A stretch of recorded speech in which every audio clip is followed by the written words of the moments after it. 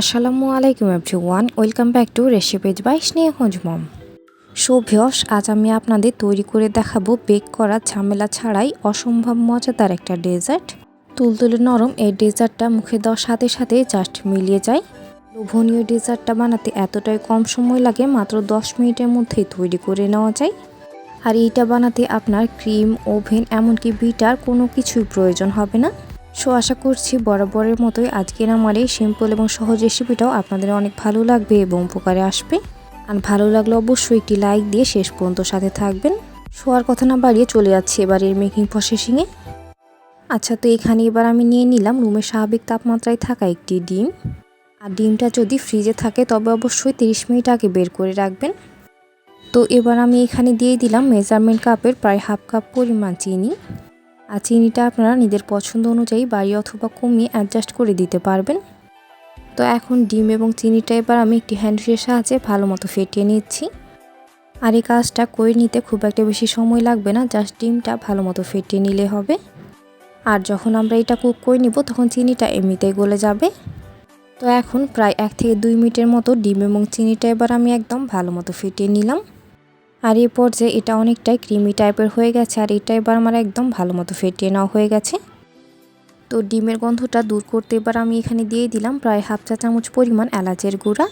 তবে আপনারা চাইলে এখানে ভ্যানিলা এসেন্সও ইউজ করতে পারবেন। আচ্ছা, তো এবার আমি এখানে দিয়ে দিলাম প্রায় 3 কাপ পরিমাণ লিকুইড দুধ। মানে এখানে আমি 500 গ্রাম পরিমাণ দুধ ইউজ করছি। আর দুধটা আমি 2 বারে দিয়ে নিলাম আর কি।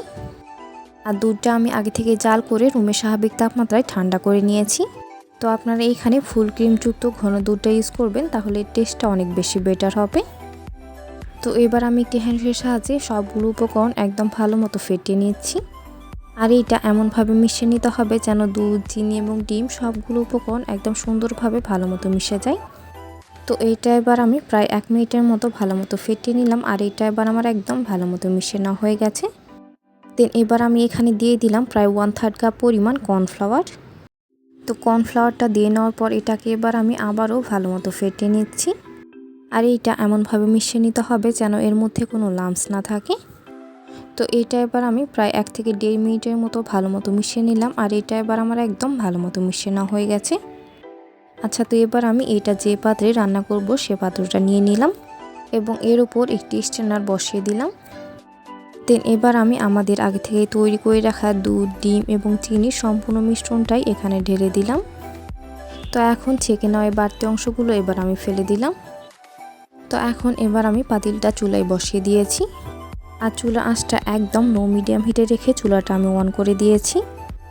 তো এইটা এবার অনবরত নাড়িয়ে চাড়িয়ে সুন্দরভাবে কুক করে নিতে হবে, কারণ এই মালাইটা খুব অল্প সময়ের মধ্যে তৈরি হয়ে যায়। আর এটা কিন্তু নিচ থেকে লেগে যাওয়ার সম্ভাবনা রয়েছে। আর এইটা কিছুক্ষণের মধ্যেই দেখবেন নিচ দিক থেকে জমতে শুরু করেছে। তো এইটা এবার আমি অনবরত নাড়িয়ে চাড়িয়ে কীরকমভাবে কুক করে নিচ্ছি আশা করি আপনারা দেখে নিশ্চয়ই বুঝতে পেরেছেন। আর আপনাদের সুবিধার জন্য এই অংশটা আমি সম্পূর্ণটাই রেখে দিয়েছি, জাস্ট একটু ফাস্ট করে দিয়েছি। তো এর মাঝে এটা কিন্তু অনেকটাই ঘন হতে শুরু করেছে এবং নিচ দিক থেকে জমতেও শুরু করেছে। আর এই পর্যায়ে এটা কিন্তু কোনোভাবেই নাড়ানো অফ করা যাবে না। আর চুলা আঁচটা কিন্তু এখন পর্যন্ত একেবারেই লো মিডিয়াম হিটে রাখা আছে।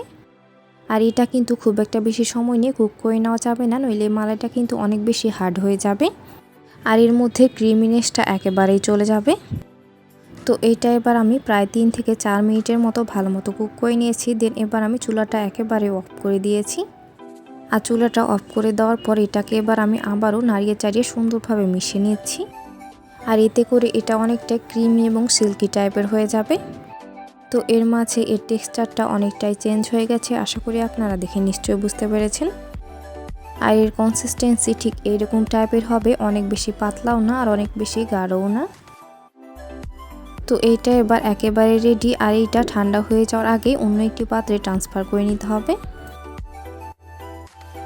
আচ্ছা, তো এবার আমি এটা সম্পূর্ণটা একটি মিক্সিং বোলের মধ্যে ট্রান্সফার করে নিলাম। আর এটা বানানোর সাথে সাথে অন্য পাত্রে ট্রান্সফার করে নিতে হবে, নইলে সে পাত্রে জমতে শুরু করবে। তো এইটা এবার আমি ঢাকনা লাগিয়ে ফ্রিজে নর্মাল টেম্পারেচারে রেখে দিলাম প্রায় 30 মিনিটের জন্য রেস্টে। আর এর মাঝে এটা সুন্দরভাবে সেট হয়ে যাবে। তো এবার আমি এখানে নিয়ে নিলাম প্রায় 1 কাপ পরিমাণ গরম লিকুইড দুধ। দেন এবার আমি এখানে দিয়ে দিলাম প্রায় 1 চা চামচ পরিমাণ কফি পাউডার, আর সাথে এবার আমি এখানে দিয়ে দিলাম প্রায় 2 চা চামচ পরিমাণ চিনি। আর এখানেও আপনারা চিনিটা প্রয়োজন অনুযায়ী কম অথবা বেশিও দিতে পারবেন। তো এবার আমি একটি কাঁটা চামচের সাহায্যে দুধ, চিনি এবং কফির এই মিশ্রণটা সুন্দরভাবে মিশিয়ে নিলাম। আর দুধটা যেহেতু গরম ছিল তাই এটা মিশিয়ে নিতে খুব একটা বেশি সময় লাগবে না। তো এবার আমি এখানে দিয়ে দিলাম প্রায় 1 চা চামচ পরিমাণ কোকো পাউডার। আর কারো হাতের কাছে কোকো পাউডারটা অ্যাভেলেবল না থাকলে আপনারা এখানে 10 টাকা দামের ক্যাডবেরি ইউজ করতে পারেন। আর না দিলেও কোনো সমস্যা নেই, কফির ফ্লেভারটাও কিন্তু অসাধারণ লাগে। তো এটা এবার আমি ভালো মতো মিশিয়ে একটা সাইডে রেখে দিলাম। আচ্ছা, তো এবার আমি ফিরে আসলাম ঠিক 30 মিনিট পর। আর এর মাঝে এটা কিন্তু একদম সুন্দরভাবে সেট হয়ে গেছে। তো এই মালাইটা যেহেতু অনেকটা জমে গিয়েছে তাই এটাকে এবার আমি আবারও হ্যান্ডের সাহায্যে ভালো মতো নাড়িয়ে চাড়িয়ে মিশিয়ে নিলাম। তো আপনারা এই কাজটা চাইলে বিটারের সাহায্য করে নিতে পারেন, তবে হ্যান্ডের সাহায্যেও এটা কিন্তু ভালো মতো হয়ে যায়। আর এই কাজটা করে নিতে খুব একটা বেশি সময় লাগে না, প্রায় 1 থেকে 1.5 মিনিটের মতো ফেটিয়ে নিলে হবে। আচ্ছা, তো এবার আমি এখানে একটি সার্ভিং ডিশ নিয়ে নিলাম। আর এতে আমাদের আগে থেকে তৈরি করে রাখা সামান্য পরিমাণ মালাই দিয়ে নিলাম। আর চারপাশে সুন্দরভাবে স্প্রেড করে নিলাম। আচ্ছা, তো এবার আমি এখানে দোকানে যে ড্রাই কেকগুলো কিনতে পাওয়া যায় সেগুলো নিয়ে নিয়েছি। আর এটা এবার আমি আমাদের আগে থেকে তৈরি করে রাখা কফি এবং চকলেটের মিশ্রণের মধ্যে দিয়ে ভালো মতো ভিজিয়ে নিলাম। আর এটা উল্টিয়ে পাল্টিয়ে সুন্দরভাবে ভিজিয়ে নিতে হবে যেন ড্রাই কেকটা একেবারেই নরম হয়ে যায়। তো এটা এবার আমার একদম ভালো মতো ভিজিয়ে নেওয়া হয়ে গেছে। দেন এটা এবার আমি সার্ভিং ডিশে সার্ভ করে নিলাম। আর এটাকে একটা সাইডে রেখে দিলাম। দেন এবার আমি এখানে আরও একটি ড্রাই কেক নিয়ে নিয়েছি আর এটাকেও সুন্দরভাবে ভিজিয়ে নিচ্ছি।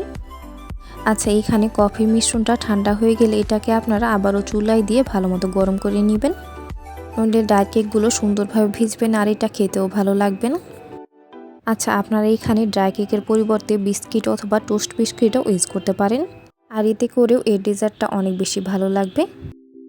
তো একে একে সবগুলো ড্রাই কেক আমি সুন্দরভাবে ভিজিয়ে সিরিয়ালভাবে সাইজ করে নিচ্ছি। সো ভিউয়ার্স, আপনারা যারা এতক্ষণ পর্যন্ত আমার ভিডিওটি দেখছেন অথচ আমার চ্যানেলটি সাবস্ক্রাইব করেননি তারা অবশ্যই আমার চ্যানেলটি সাবস্ক্রাইব করে দিবেন এবং পাশে থাকা বেল আইকনে ক্লিক করে দিবেন আমার পরবর্তী ভিডিও নোটিফিকেশান সবার আগে পেতে। আর অলরেডি যারা সাবস্ক্রাইব করে ফেলেছেন তাদের জানাচ্ছি অসংখ্য ধন্যবাদ। তো নিচের লেয়ারটা আমি ড্রাই কেক দিয়ে সুন্দরভাবে সাজিয়ে নিলাম। দেন এবার আমি আমাদের আগে থেকে তৈরি করে রাখা মালাইটা সুন্দরভাবে এখানে প্রায় অর্ধেক পরিমাণ দিয়ে নিলাম।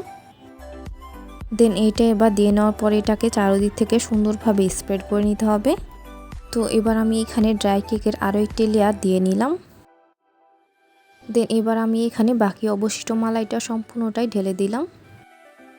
আর এটাকে এবার সুন্দরভাবে স্প্রেড করে দিতে হবে, তাহলে এটা দেখতে অনেক বেশি ভালো লাগবে। তো এর থেকে সহজ এবং ইজি ডেজার্ট আর কোনো আছে বলে আমার মনে হয় না। যে কোনো স্পেশাল অকেশনে অথবা এই ঈদে আপনারা এই ডেজার্টটা একবার ট্রাই করে দেখতে পারেন।